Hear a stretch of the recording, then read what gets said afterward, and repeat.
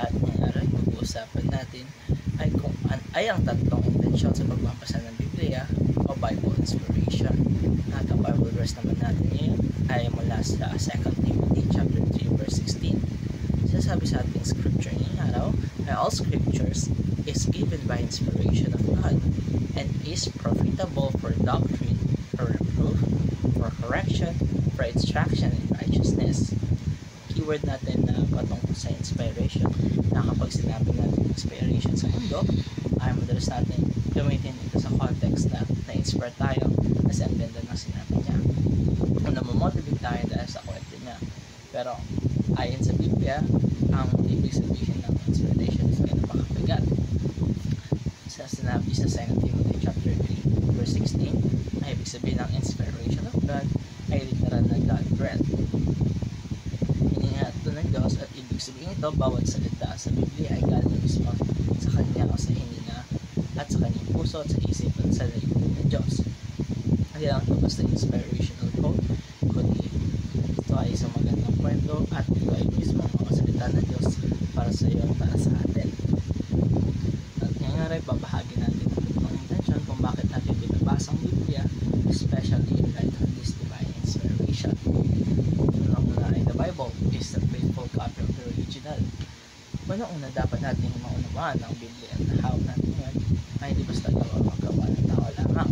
For each centuries, scholars, scribes, and believers have worked hard to preserve the original manuscripts. Though an original ay text ay matagal lang as physical form, God has preserved His word faithfully. Kaya sinasabi sa Psalm chapter 12 verse 6 to 7, the words of the Lord are pure words, thou shalt preserve them. Kaya kung may mga duda na minsan kung totoo pa ba ang Biblia ngayon, baka naman meron tayong may dagdag na tandaan natin na ang Diyos mismo nag-preserve ng kanyang salita, faithful siya sa kanyang mga promises, hindi siya nagbibigay ng salita na nawawala lamang o magbabago depende sa panahon. Ang Biblia na binabasa natin ngayon ay inspired pa rin at powerful pa rin at ito ay tapat pa rin sa atin. Kalaway, the Bible is profitable for Christian life. Ngayon sinasabi sa ating scripture, ang salita ng Diyos ay profitable. Hindi ito ornamental, hindi ito pampaganda lang sa bookshelf o may silbi sa buhay natin sa araw-araw natin lakad bilang Kristiyano. Profitable siya for doctrine, para sa tamang aral, para malaman natin kung ano ang tama at totoo. Profitable siya for proof. It corrects us kapag tayo nalilihis sa ating landas. Ang salita ng Diyos ang nagsasabi na anak, mali yan at bumalik tayo sa Kanya. At sumunod ay profitable din siya for correction. Hindi lang niya ituturo ang mali, hindi ituturo din niya kung paano ay tama.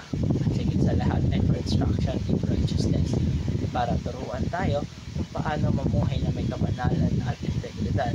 Kapag binabasa natin yung Biblia, hindi ka lang nadadagdagan ng kaalaman, nabubuo ang pagkatao natin yun, nahuhubog tayo ng Panginoon gamit ang kanyang salita. Kaya mga panghuli ay the Bible's our training manual for godliness. Ang manual na kasama ng mga appliances natin, kaya mga cellphone natin na kapag may nasira, doon tayo binigyan para maayos. Ganon din ang ating Biblia. It's not just a source of comfort but also a training manual. Training para sa godliness, training para sa kamanalan. Kung kayo mga kapatid, ganito ka-importante ang Biblia sa ating buhay na nagsisilbing guide sa atin kung paano tayo maging godliness, kung paano tayo magpalapit sa ating Panginoon. At